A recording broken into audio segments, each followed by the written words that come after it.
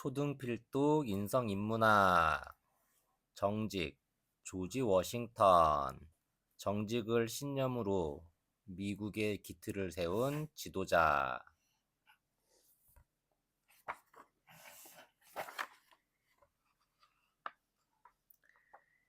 인문학 맛보기.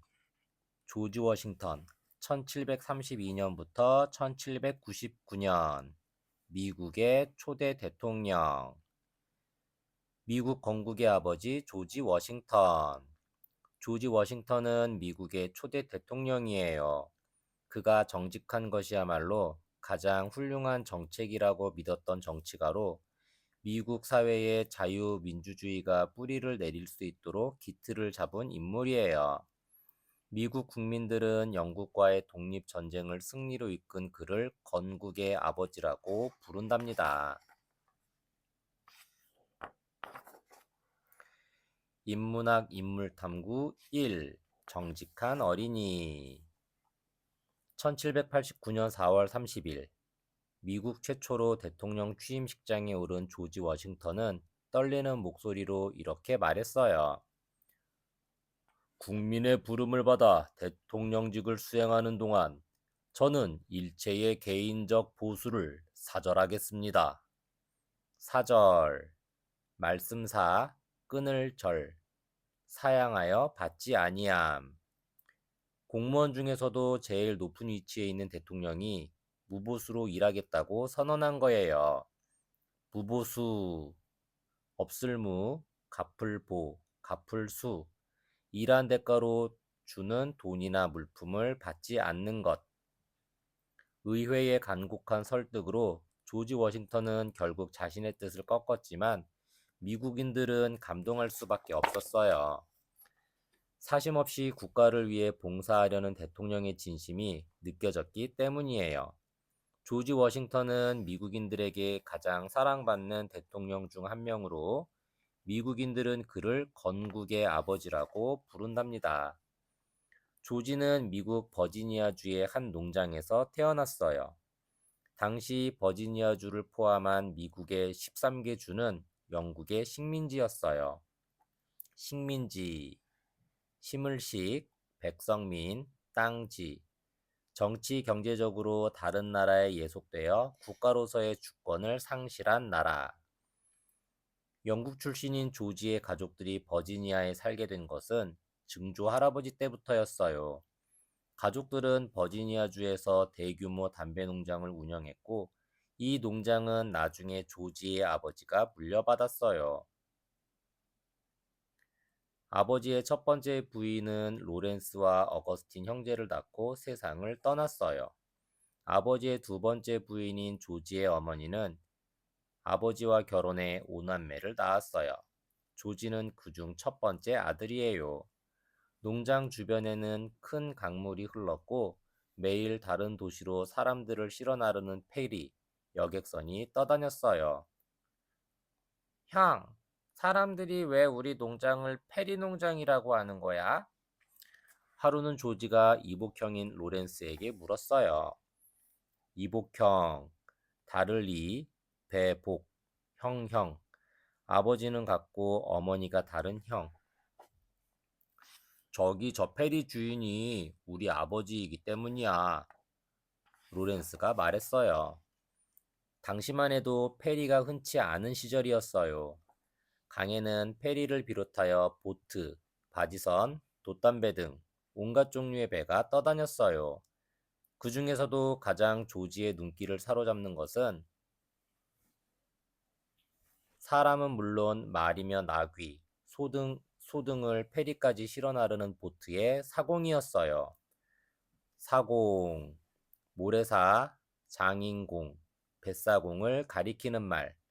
그 사공은 늘 빨간 셔츠와 파란 바지 차림이었는데 맵시나는 긴 부츠에 파란 모자까지 갖춰 쓰고 묵묵히 보트를 몰아갈 때면 마치 강을 다스리는 왕처럼 멋있어 보였어요.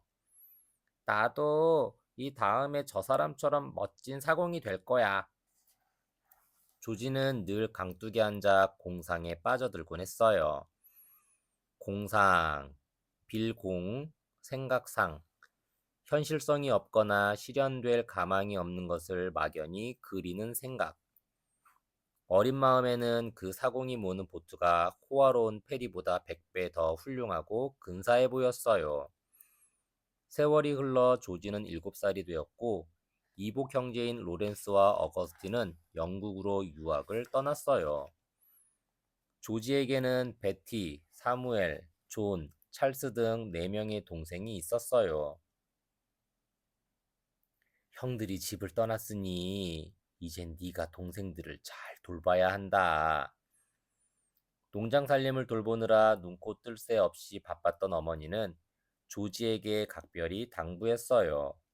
페리 농장 주변에는 목공소, 구두방, 양초가게, 대장간, 식료품점, 세탁소 등 온갖 상점들이 다닥다닥 붙어 있었어요. 조지는 매일 이곳들을 돌아다니면서 시간을 보냈어요. 언젠가 아버지는 조지에게 이렇게 말했어요. 이 큰 농장의 주인이 되려면 농장 주변에서 어떤 일이 벌어지는지 다 알고 있어야 한단다. 그 일을 계기로 조지는 사공이 되겠다는 꿈을 버리고 아버지처럼 농장주가 되기로 마음을 정했어요. 농장주, 농사농, 마당장, 주인주, 농장의 주인을 가리키는 말. 조지는 먼저 농장 곳곳에서 일하는 사람들 모습을 관찰했어요. 관찰, 볼관, 살필 찰, 사물이나 현상을 주의하여 자세히 살펴봄. 모르는 게 있으면 질문을 퍼붓기도 했지요. 일꾼들은 조지가 묻는 말에 친절하게 대답해 주었답니다. 문제는 철없는 동생들이었어요. 아, 제발 그러지 마. 막내 동생 찰스가 위험한 기계에 손을 대려 하자 조지가 달려가 동생을 안아 올렸어요.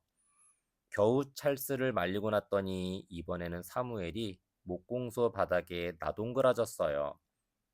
목공소, 나무목, 장인공, 바소, 나무로 가구, 창틀 따위의 물건을 만드는 곳. 사무엘, 괜찮아? 그러는 사이에도 베티와 존은 숨바꼭질을 한다고 사람들 사이를 헤치고 이리저리 뛰어다녔지요. 모두들 나가! 참다 못한 인부들이 소리를 질렀어요. 인부, 사람인, 지아비 부, 품삯을 받고 육체 노동을 하는 사람. 대장간에서도 구두방에서도 마찬가지였어요. 모두들 조지와 동생들이 나타나면 질색을 하고 내쫓았어요. 조지는 어떻게든 동생들을 떼어놓고 싶었어요. 그렇지 않으면 아무도 자신을 상대해 줄 것 같지 않았으니까요. 그러던 어느 날, 조지는 동생들 몰래 창고에 숨어 있다가 그만 깊은 잠에 빠지고 말았어요. 조지의 어머니는 무엇보다도 예의범절을 중요하게 생각했어요. 식사 시간에 늦는 것은 예의 없는 행동이란다. 그러니 어떤 경우에도 식사종이 울리면 집으로 돌아와야 한다. 알았지? 조지는 어릴 때부터 늘 이런 말을 듣고 자랐어요. 그런데 그날은 조지가 너무 깊이 잠이 드는 바람에 조금 늦게 저녁 식사에 참석했어요. 참석, 참여할 참, 자리석, 모임이나 회의 따위의 자리에 참석함.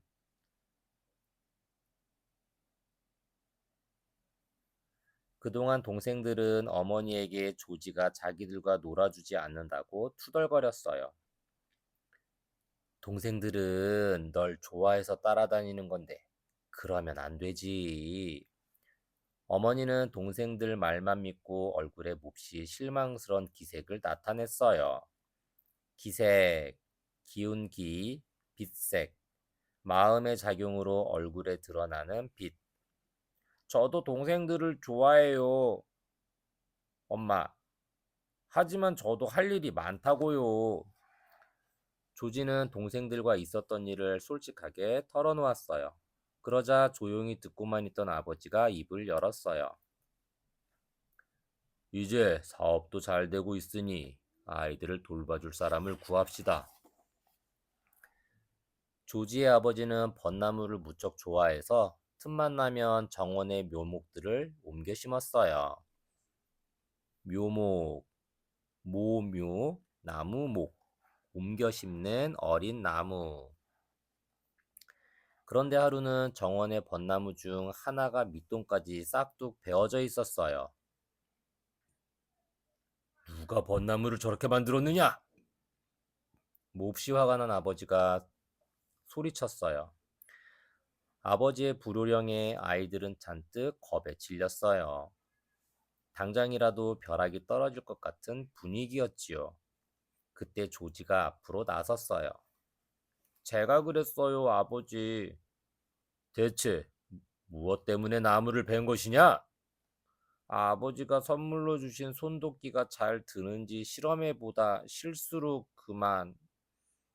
조지는 크게 꾸지람 들을 각오를 하고 사실대로 고백했어요. 그러자 아버지는 조지를 껴안고 기분 좋은 웃음을 터뜨렸어요. 내가 오늘 아끼는 나무 한 그루를 잃는 대신 정직한 아들을 얻었구나. 정직, 바를 정, 고들직, 마음에 거짓이나 꾸밈이 없이 바르고 고듬. 조지가 초등학교에 입학할 무렵 마을 근처에는 초등학교가 한 군데밖에 없었어요. 교회 묘지에 딸린 집에 교실을 꾸며놓고 하비 선생님이 아이들을 가르쳤어요. 교실, 가르칠 교, 집실, 학교에서 수업이 이루어지는 공간. 하비 선생님 수업은 정말이지 기괴하기 짝이 없었어요. 아이들은 해적, 경찰관, 구두쇠라고 쓰여있는 묘비 앞에서 읽기와 쓰기, 산수 공부를 했어요. 묘비, 무덤묘, 비석비, 무덤 앞에 세우는 비석. 가령 하비 선생님은 뺄셈 공부를 가르치기 위해 사라 그라임즈 1650년에 태어나서 1698년에 죽다 라고 쓰인 묘비를 가리키면서 이렇게 묻는 거예요. 자, 그럼 1657년에 사라는 몇 살이었지? 심지어는 조지의 증조할아버지 묘비도 산수 공부에 사용되곤 했어요. 조지, 넌 머리도 안 빗고 학교에 오느냐? 혹시 집에 머리빗도 없는 거 아니야? 어느 날 조회 시간이었어요. 조회, 아침조, 모일회, 학교나 관청 따위에서 아침에 모든 구성원들이 한자리에 모이는 일. 갑자기 하비 선생님이 조지를 놀리기 시작했어요. 조지는 곱슬머리라 약간 부스스한 느낌이 들 뿐 머리를 안 빗고 가서 그런 건 아니었어요. 아닙니다, 선생님. 아니긴 뭐가 아니야. 까치집이 그대로 있는데. 졸지의 조지는 아이들 앞에서 놀림감이 되고 말았어요. 그런데 수업이 끝나고 사촌 루이스와 함께 집으로 돌아가던 조지는 묘지에서 낯익은 가발을 발견했어요. 이거 하비 선생님 가발 아니야? 조지가 묘비에 걸려있는 가발을 집어들었어요. 아마도 햇볕에 말리려고 걸어둔 것 같았어요. 순간 조지는 장난기가 발동했어요. 발동, 필발, 움직일 동, 움직이거나 작용하기 시작함. 루이스, 이 가발을 감추자. 루이스는 가발을 높은 나무 위에 걸어놓자고 했어요. 그러면 영영 찾지 못할지도 모르잖아. 조지는 하비 선생님이 새 가발을 살 만큼 형편이 넉넉치 않은 게 마음에 걸렸어요. 교회 집사님이기도 했던 선생님은 일요일 예배 시간마다 영국 사람처럼 가발을 쓰고 나갔어요. 집사, 잡을 집, 일사, 교회의 일을 맡아 하는 직분을 가진 사람. 조지는 교회 옷장에 걸린 하비 선생님의 외투 속주머니에 가발을 넣어두었어요. 가발을 잃어버린 선생님은 몹시 당황하여 학생들을 다그쳤어요. 하지만 가발을 찾을 수는 없었죠. 결국 선생님은 정직한 조지를 찾아왔어요.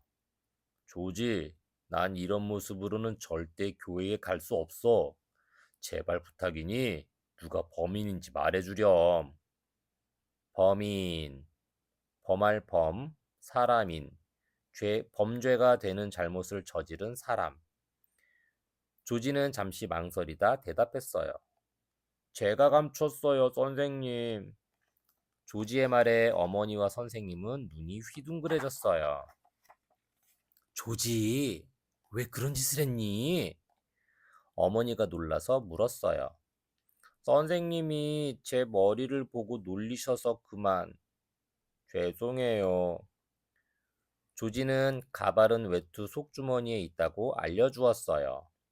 외투, 바깥 외에, 쉬울 투, 추위를 막기 위해 겉옷 위에 입는 옷. 사정을 알게 된 선생님은 조지에게 사과했어요. 조지, 오히려 내가 미안하구나. 그 뒤에도 하비 선생님은 여전히 묘비를 이용해서 산수 공부를 시켰어요. 조지의 아버지는 학교 공부보다는 생활 속에서의 교육이 더 중요하다고 생각하는 사람이었어요. 그는 조지에게 자주 이렇게 말했어요. 큰 사업가가 되려면 사람의 마음을 움직일 수 있어야 해. 그러려면 우선 네가 떳떳하고 강한 지도자가 돼야 한단다. 지도자, 가리킬 지, 인도할 도, 사람자, 남을 가르쳐 이끄는 사람. 하지만 조지는 아직 아버지의 말을 잘 이해할 수 없었지요. 어느 날, 버지니아주 일대에 흉흉한 소문이 돌기 시작했어요. 당시는 인디언과 정착민들의 갈등이 몹시 심했던 시기였어요. 곧 인디언들이 쳐들어올 겁니다. 어서 대비를 해야 돼요. 버지니아주 민병대 대장인 헨리 삼초는 민병대를 소집했어요. 민병대는 정식 군인이 아닌 자원병으로 이루어진 부대예요. 자원병, 스스로 자, 원할 원, 병사 병, 스스로 입대한 병사를 가리키는 말. 조지는 민병대의 훈련 장면을 눈여겨보았어요. 삼촌, 부대원을 모집한 뒤엔 어떻게 해야 돼요? 일단 총 쏘는 법부터 가르쳐야지. 헨리 삼촌은 조카의 질문에 별 생각 없이 대꾸했어요. 다음 날, 조지는 사촌들을 포함한 6명의 어린 대원들을 모았어요. 그리고 헨리 삼촌이 그랬던 것처럼 아이들에게 총 쏘는 법을 가르치며 매일 힘든 훈련을 시켰어요. 어린 대원들은 총 대신 옥수수대를 들고 훈련했어요. 어느 날, 조지는 어린 대원들을 적군과 아군으로 구분한 다음 몽둥이를 나눠주고 모의 전투를 벌였어요. 모의, 본뜰모, 비길의, 실제의 것을 흉내내어 그대로 해봄. 이 일로 마을엔 한바탕 난리가 났어요. 모의 전투에서 부상당한 아이들의 부모님들이 떼를 지어 페리 농장으로 쳐들어온 거예요. 부상, 질부, 다칠 상, 몸의 상처를 입음. 어린애들에게 몽둥이를 휘두르게 하다니. 조지는 정신이 어떻게 된 게 분명해요. 부모님들은 한바탕 화풀이를 하고 돌아갔어요. 조지의 어머니는 조지를 헛간으로 부른 다음 하인에게 회초리를 꺾어오게 했어요. 어째서 아이들에게 몽둥이를 들게 했니? 군대를 훈련시키기에는 옥수수대가 너무 약했어요. 하지만 절대로 누구든 때리면 안 된다고 대원들에게 단단히 일러두었어요. 어쨌든 결국 사고가 났잖니. 네가 그 아이들의 대장이라면 이런 일도 예상을 했어야지. 예상, 미리의, 생각상. 어떤 일을 당하기 전에 미리 생각해 둠. 어머니는 호된 꾸지람과 함께 회초리를 내리쳤어요. 조지는 회초리보다 지도자 노릇을 제대로 하지 못한 게 가슴 아프고 슬퍼서 하염없이 눈물을 흘렸어요. 조지의 농장에는 집안일을 도와주는 흑인 요리사 부부가 함께 살았어요. 요리사 부부에게는 6명의 아이들이 있었는데 그중 장남인 라스투스는 조지와 나이가 같았어요. 라스투스는 흑인 노예 신분인 자신을 친구처럼 대해주는 조지를 늘 고맙게 생각했어요. 라스투스는 풀이 죽은 조지를 위로하려고 몰래 키우던 새끼 여우를 보여주었어요. 위로, 위로할 위, 일할 로. 따뜻한 말이나 행동으로 괴로움을 달래주거나 슬픔을 덜어줌. 숲에서 발견했어. 어미를 잃고 죽어가던 녀석인데 내가 우유를 먹여서 키우고 있어. 발견, 필발, 볼견. 아직 알려지지 않은 것을 찾아냄. 와, 귀엽다. 조지는 금방 우울한 기분을 떨쳐내고 눈빛을 반짝였어요. 하지만 그 눈빛은 금세 걱정으로 바뀌었어요. 어머니 얘기 들키면 어쩌려고 그래? 하지만 얘는 내가 돌봐주지 않으면 굶어 죽을지도 몰라. 라스투스의 얼굴에도 먹구름이 띄었어요. 걱정 마. 새끼 여우가 클 때까지 내가 지켜줄게. 조지는 라스투스에게 약속을 했어요. 얼마 후 영국에 유학 갔던 형들이 돌아왔어요. 페리 농장에서는 떠들썩한 환영 파티가 벌어졌어요. 환영, 기쁠 환, 반길 영. 오는 사람을 기쁜 마음으로 반갑게 맞음. 큰형 로렌스는 조지에게 사냥 부츠와 망토를 선물하며 말했어요. 내일 페리 농장으로 손님들을 초대했단다. 초대, 부를 초, 기다릴 때, 어떤 모임에 참가해 줄 것을 청함. 우리는 손님들과 여우 사냥을 할 거야. 너도 꼭 참석하렴. 조지는 어쩐지 마음이 불안했어요. 그 사이 새끼 여우는 혼자 사냥할 수 있을 만큼 자랐지만 라스투스가 아직 산으로 들여보내지 않고 있었어요. 다음 날, 사냥이 한창일 무렵 사람들이 갑자기 큰 나무 밑으로 몰려갔어요. 조지는 당황하지 않을 수 없었어요. 라스투스가 새끼 여우를 품에 숨기고 구경을 나왔다가 사냥개들에게 쫓기고 있는 중이었거든요. 죽고 싶지 않으면 당장 내려와! 사냥꾼들은 겁에 질린 라스투스를 위협했어요. 사냥개들을 모두 물러가게 해주세요. 조지는 먼저 개들을 물리친 다음 라스투스를 나무에서 내려오게 했어요. 조지는 새끼 여우를 받아 안고 사냥꾼들에게 말했어요. 어미를 잃어 죽어가는 새끼 여우를 라스투스가 살려냈어요. 제가 회복할 때까지 키워도 좋다고 허락했어요. 회복, 돌아올 회, 회복할 복, 원래의 상태를 되찾음. 그러자 큰형 로렌스가 정중하게 사냥꾼들을 설득했어요. 죄송합니다만 저희는 오늘 사냥을 여기까지만 하겠습니다. 그리고 이 아이들과 여우를 데리고 먼저 숲을 나가겠습니다. 로렌스의 말을 들은 사냥꾼들은 라스투스와 새끼 여우를 놓아주었어요. 그로부터 며칠 뒤, 새끼 여우는 안전하게 숲으로 돌아갔어요. 안전, 편안한, 운전할 전, 위험이 생기거나 사고가 날 염려가 없음. 조지가 라스투스와의 약속을 지킨 거예요. 인문학 인물탐구 2.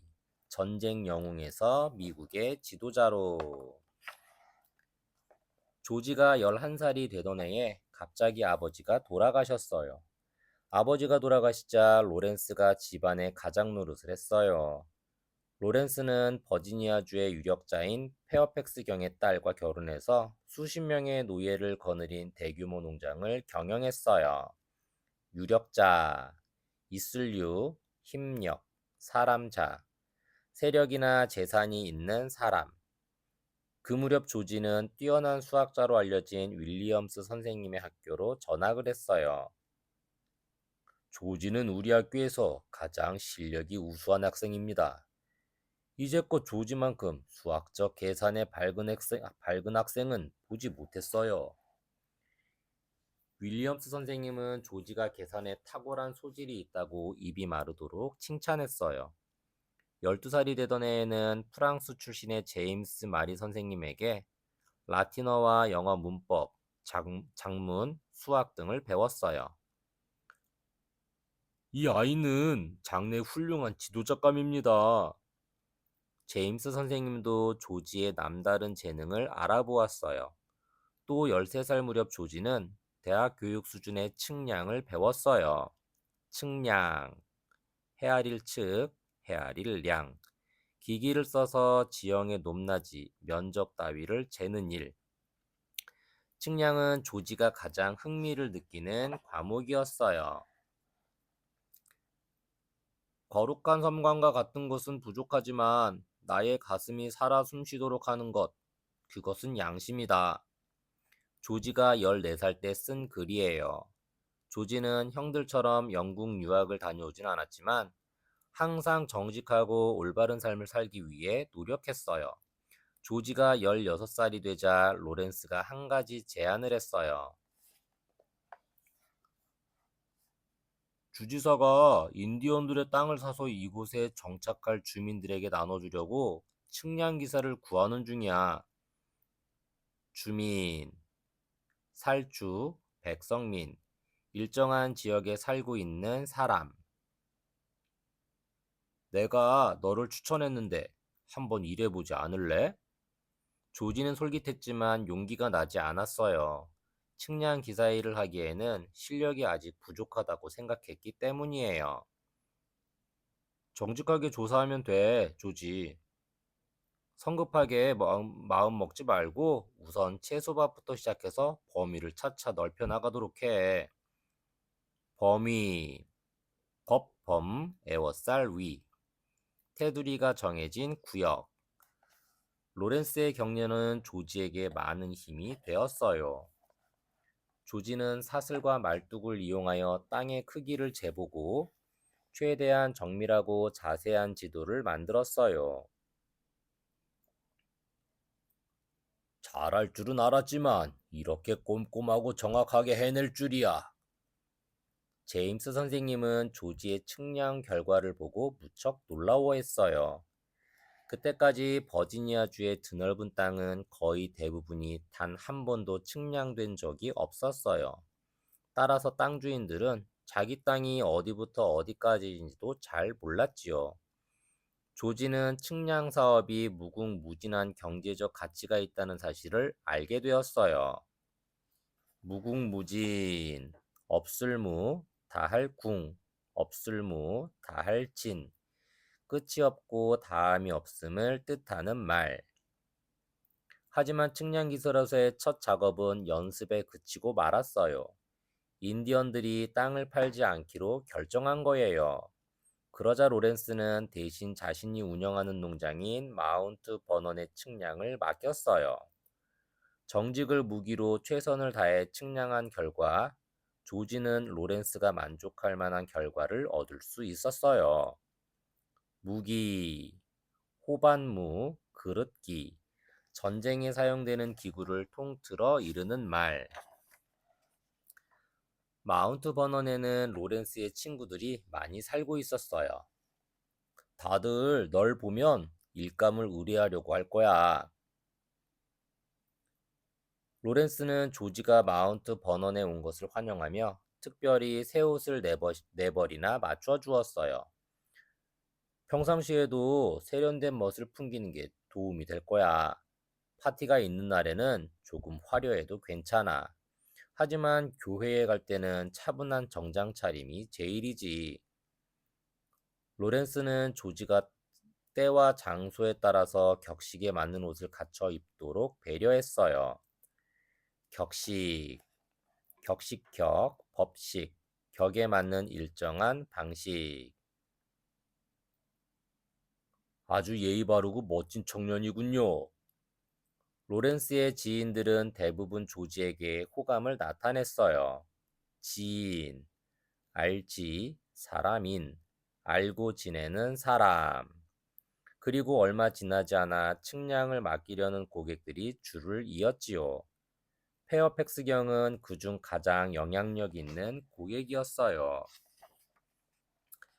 페어팩스경은 산간 지역의 드넓은 영토를 소유하고 있었어요. 하지만 그 땅은 아직 한 번도 측량한 적이 없는 황무지였지요. 페어팩스경은 조지가 측량기사인 자신의 사촌을 도와 자신의 황무지를 측량해 주기를 원했어요. 맨 땅에서 자면서 짐승들의 습격을 당할 수도 있어. 음식과 빨래는 직접 해결해야 돼. 그래도 할 수 있겠나? 황무지를 개척하다니. 조지는 페어팩스경의 제안에 두려움보다 벅찬 감동을 느꼈어요. 보수는 원하는 만큼 주겠네. 얼마를 원하는가? 그런 건 돌아와서 주셔도 늦지 않습니다. 제가 작업을 다 마치면 결과를 보고 액수를 결정해 주십시오. 결정, 결단할 결, 정할 정, 행동이나 태도를 분명하게 정함. 조지는 페어팩스경의 물음에 힘차게 대답했어요. 조지와 동료들은 온갖 악조건 속에서 측량에 매달렸어요. 악조건, 나쁘락, 가지조, 물건 건, 상황이나 여건 등이 매우 좋지 않음. 어떤 때는 사나운 인디언들에게 포위당해 죽을 고비를 넘긴 적도 있었답니다. 어느 날 아침, 갑자기 30명 정도의 인디언들이 나타났어요. 당시 조지의 일행은 페어팩스경의 사촌과 인디언 말을 알아듣는 또 다른 측량 기사까지 모두 세 사람뿐이었어요. 무슨 일인지 인디언들은 몹시 화가 나 있었어요. 그들의 말을 알아듣는 측량 기사가 이유를 물어보고는 얼굴이 사색이 되었어요. 사색, 죽을 사, 빛색, 죽음 사람처럼 창백한 얼굴빛.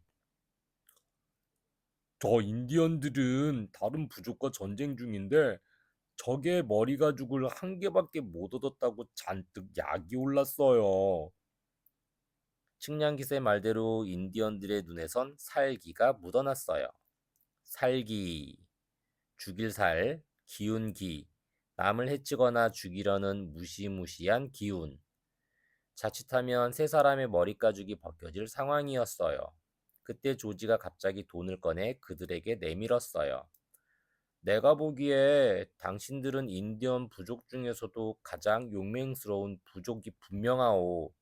이 돈을 받고 당신들의 춤을 보여주시오. 인디언들은 조지의 말에 기분이 좋아져서 춤을 추기 시작했어요. 조지는 그 틈을 타서 동료들에게 빠져나가자는 눈짓을 보냈어요. 그로부터 한 달 뒤, 조지와 동료들은 무사히 측량을 마치고 버지니아로 돌아왔어요. 조지는 목숨이 걸린 상황에서도 침착성을 잃지 않고 냉정한 판단으로 동료들을 위험에서 구했어요. 만약 그가 군인이 된다면 훌륭한 지휘관이 될 거예요. 지휘관, 가리킬 지, 휘두를 휘, 벼슬 관, 군대를 지휘하고 통솔하는 권력을 가진 우두머리. 페어팩스경은 사촌이 전하는 얘기를 듣고 조지의 남다른 재능을 알아보았어요. 페어팩스경은 조지에게 보통 측량 기사들이 받는 보수보다 훨씬 많은 금액을 지불했어요. 그리고 조지가 20살이 되던 해인 1752년 7월, 평소 건강이 좋지 않던 로렌스가 젊은 나이에 세상을 떠났어요. 조지, 나 대신 마운트 버넌을 부탁한다. 로렌스는 조지에게 농장 경영을 부탁했어요. 조지는 유언에 따라 농장을 경영하면서 로렌스의 임무였던 민병대 장교까지 맡아 크게 활약했어요. 활약, 살활, 뛸약, 활발히 활동함. 아메리카 신대륙은 영국뿐만이 아니라 프랑스에게도 매력적인 식민지였어요. 서로 좋은 땅을 차지하기 위해 혈안이 되어 있던 두 나라는 1754년 버지니아 오하이오 주식회사가 영국의 이민자들을 모집하기 시작하자 마침내 전쟁을 시작했어요.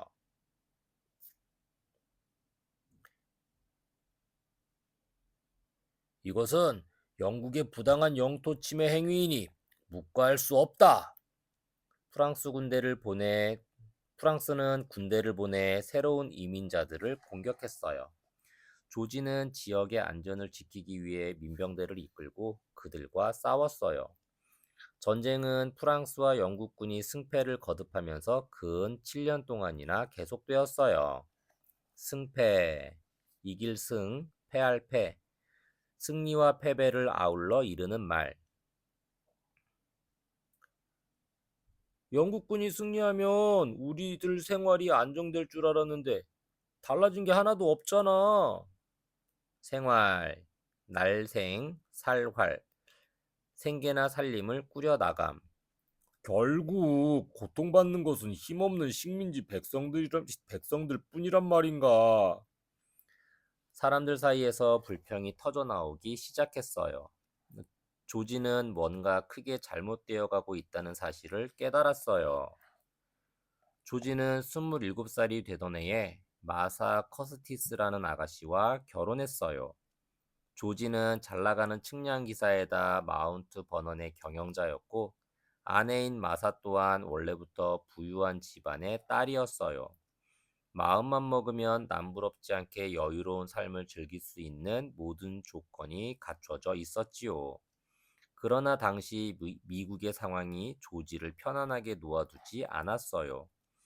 미국인들이 영국으로부터 독립하기로 결심한 거예요. 독립, 홀로독, 설립, 다른 것에 예속되지 않고 홀로 존재함. 조지는 13개 주를 대표하는 대륙군 총사령관에 임명되었어요. 이제 사람들은 그를 조지 워싱턴 장군이라고 불렀어요.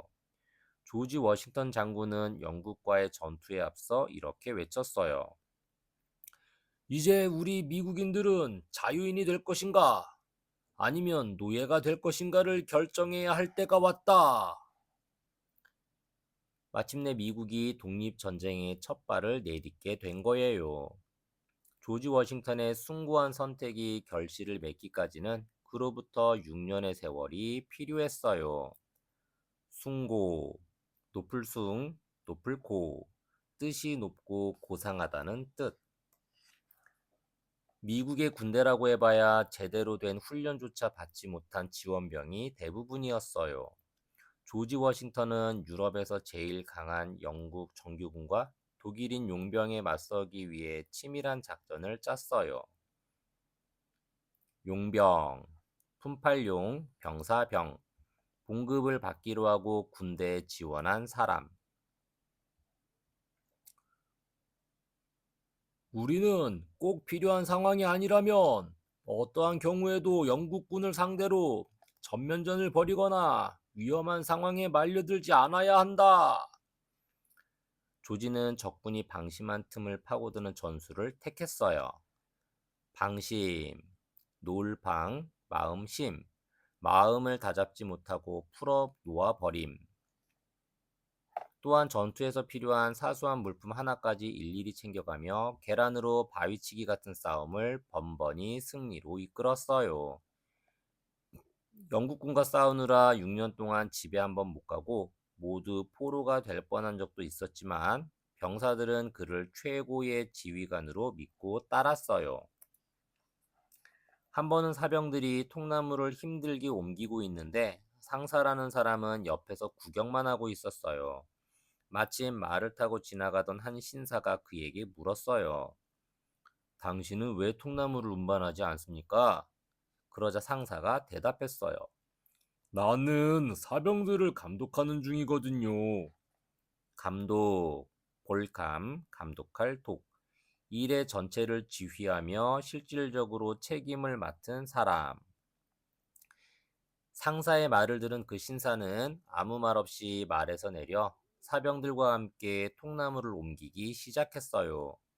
마침내 통나무를 모두 옮기자 신사가 상사에게 말했어요. 앞으로 또 이런 일이 있으면 총사령관을 부르게. 병사들과 함께 통나무를 나른 신사는 바로 총사령관인 조지 워싱턴 장군이었어요. 바로 이런 겸손하고 정직한 마음과 자신을 맡은 일에 대해 책임질 줄 아는 자세가 조지 워싱턴 장군이 독립전쟁에서 최후의 승리자가 된 이유랍니다. 최후, 가장 최, 뒤후, 맨 마지막. 1781년 마침내 영국군이 항복하여 미국은 독립을 쟁취했어요. 하지만 막상 전쟁이 끝나자 여러 가지 문제가 생기기 시작했어요. 어느 날 독립전쟁에 참여했던 장교와 사병들이 군대가 해산되는 것에 불만을 품고 시위를 벌였어요. 당장 의회로 쳐들어갑시다! 조지 워싱턴은 즉각 그들의 행동을 말렸어요. 군인이 민간 정부에 도전하는 것은 스스로 자유민주주의를 포기하는 행위입니다. 도전, 도들도, 싸움 전, 정면으로 맞서 싸움을 거는 것. 어느덧 백발이 된 조지 워싱턴은 연설문을 읽다가 군중들의 양해를 구했어요. 여러분, 제가 안경을 좀 써야겠습니다. 전쟁터에서 잔뼈가 굵다 보니 벌써 눈이 침침해서요. 그러자 시위를 하던 장교와 사병들이 갑자기 엉엉 울기 시작했어요. 오로지 미국의 독립을 위해 싸워온 백전노장의 진심이 군인들의 마음을 움직인 거예요. 백전노장, 일백백, 싸움 전, 늙을로, 장수장, 무수한 싸움을 치른 노련한 장수. 결국 그들은 시위를 끝내고 모두 일상으로 돌아갔어요. 1789년 미국의 대통령 선거인단은 만장일치로 조지 워싱턴을 미 합중국 초대 대통령으로 선출했어요. 만장일치, 찰만, 마당장, 한일, 일을치, 모든 사람의 의견이 같음. 조지 워싱턴은 가장 친한 친구이며 사촌인 루이스와 함께 마차를 타고 뉴욕으로 향했어요.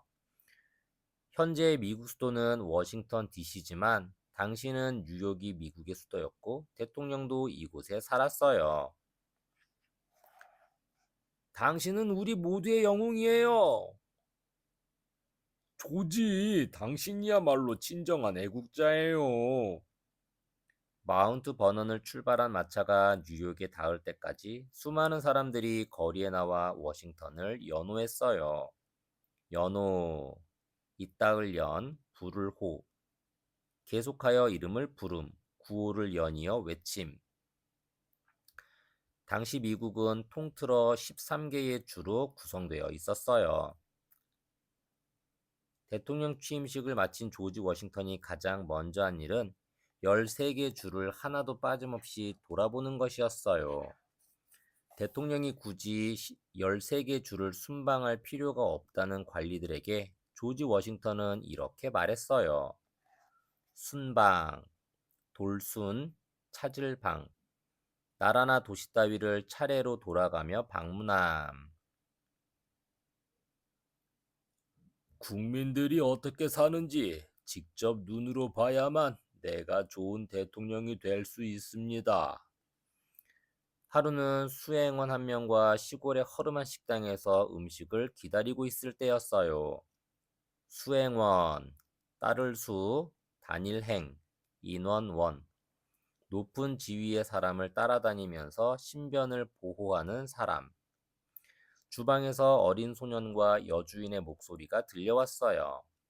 엄마, 성경책은 언제 사줄 거야? 지금 바쁘니까 쓸데없는 소리 말고 밖에 나가서 놀아라. 성경책 사줘. 없으면 교회에도 못 간단 말이야. 친구들 중에 성경책 없는 사람은 나 혼자뿐이야. 당신은 성경책뿐만 아니라 모든 책들이 귀하고 값도 비쌀 때였어요. 넌 왜 그렇게 철이 없니? 성경책을 못 사주는 대신 이따가 워싱턴 대통령이 우리 마을에 온다고 했으니 같이 구경 가자. 그러자 아이는 큰 소리로 울음을 터뜨렸어요. 싫어. 난 대통령보다 성경책이 더 필요하단 말이야. 어린 소녀는 손등으로 눈물을 훔치며 밖으로 뛰쳐나왔어요. 조지 워싱턴은 손짓으로 소년을 불렀어요. 얘야, 네 이름이 뭐지? 톰이에요. 오, 착하게 생겼구나. 톰, 아저씨가 부탁 하나 해도 될까? 뭔데요? 조지 워싱턴은 소년을 바라보며 부드럽게 말했어요. 어머니도 힘드신 것 같은데 너무 떼쓰지 말거라. 소년은 무안한 듯 고개를 숙였어요. 무안, 없을무, 낫안, 수줍거나 창피하여 볼 낯이 없음. 다음 날, 이 식당에 소포가 하나 배달되었어요. 소포, 작을소, 쌀포, 조그맣게 포장한, 조그맣게 포장해 보낸 우편물.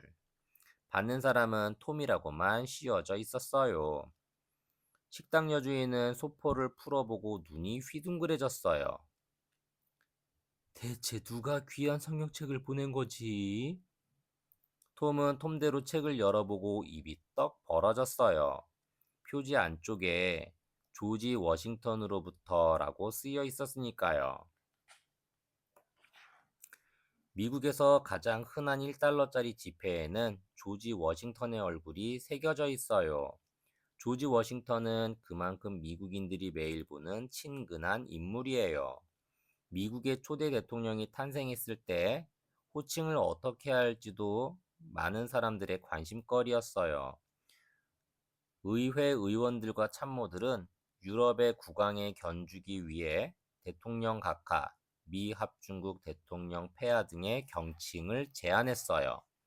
경칭, 공경경, 일컬을 칭, 공경하는 뜻으로 부르는 칭호.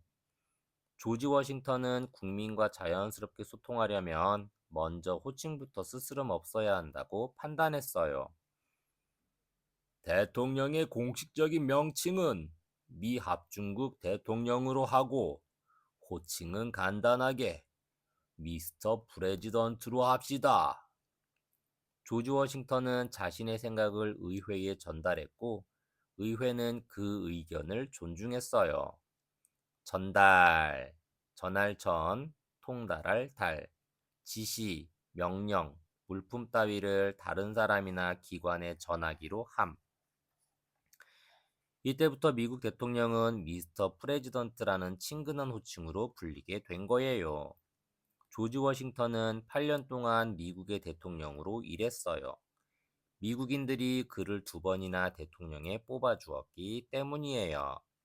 1797년 마침내 2번째 임기를 마친 조지 워싱턴은 퇴임 연설을 통해 정직의 가치를 힘주어 강조했어요.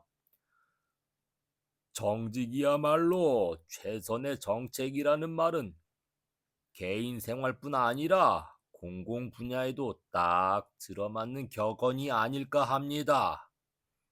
정책, 정사정, 꾀책, 정치적 목적을 실현하기 위한 방책, 공공 분야, 공평할 공, 한 가지 공, 나눌 분, 들야, 국가나 사회의 구성원에게 두루 해당되는 분야. 지도자가 정직하면 모든 사람들이 행복한 사회를 만들 수 있다는 뜻이에요. 또한 조지 워싱턴은 매우 공정한 대통령이었어요. 그는 자신의 정책에 사사건건 반대했지만 외교 문제에 있어서는 누구보다 뛰어난 수완을 발휘한 제퍼슨을 외무장관에 임명했어요. 조지 워싱턴은 개인적 감정보다 국익을 먼저 생각했기에 제퍼슨의 능력을 높이 평가할 수 있었던 거예요. 조지, 우리는 당신이 미국의 종신 대통령으로 남아있기를 원해요. 종신, 마칠 종, 몸신, 일생을 다할 때까지. 2번째 임기가 끝날 무렵이 되자 조지 워싱턴의 지지자들은 또다시 출마를 권했어요. 지지자, 지탱할 지, 가질 지, 사람자. 어떤 사람이나 단체 따위의 정책, 사상, 의견 등에 찬동하여 힘을 보태주는 사람.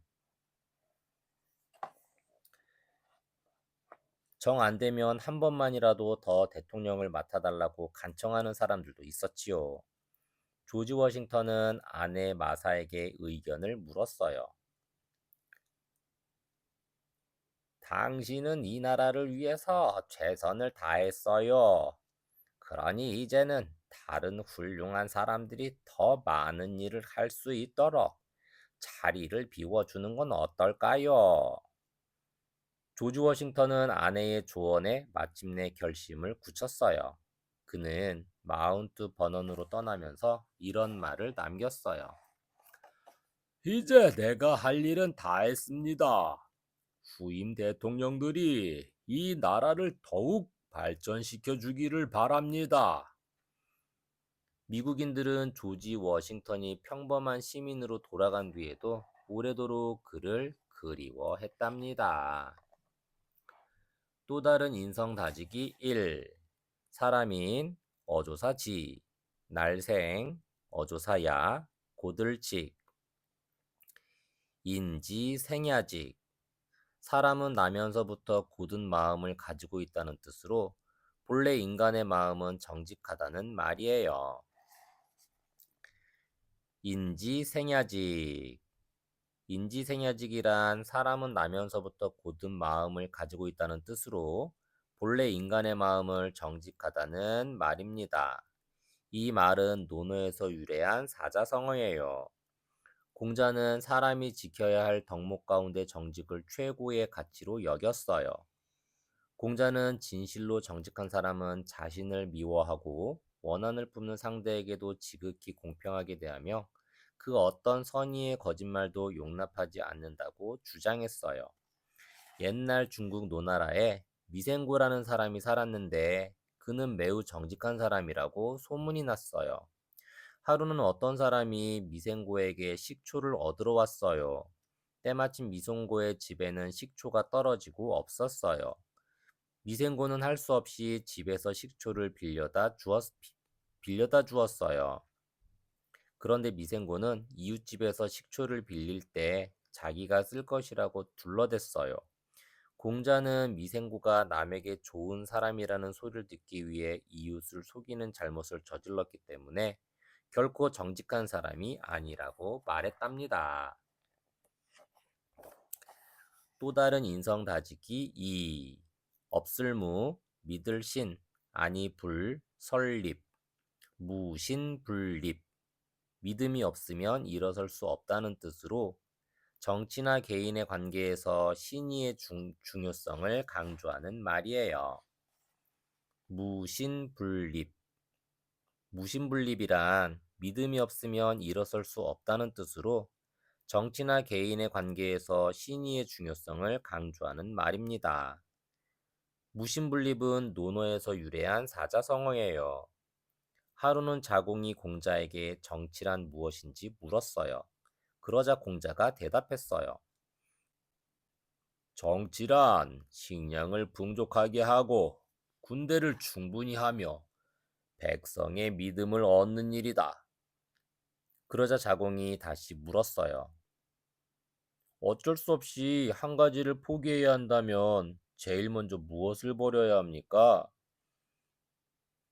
공자는 군대를 먼저 포기해야 한다고 대답했어요. 자공은 다시 나머지 두 가지 가운데 또 하나를 포기해야 한다면 무엇을 포기해야 하는지 물었어요. 그러자 공자는 식량을 포기해야 한다고 말하며 이렇게 덧붙였어요.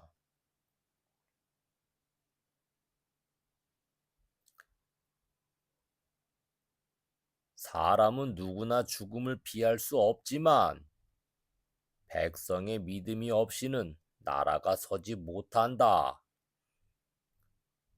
무신불립은 바로 여기서 유래한 말이에요.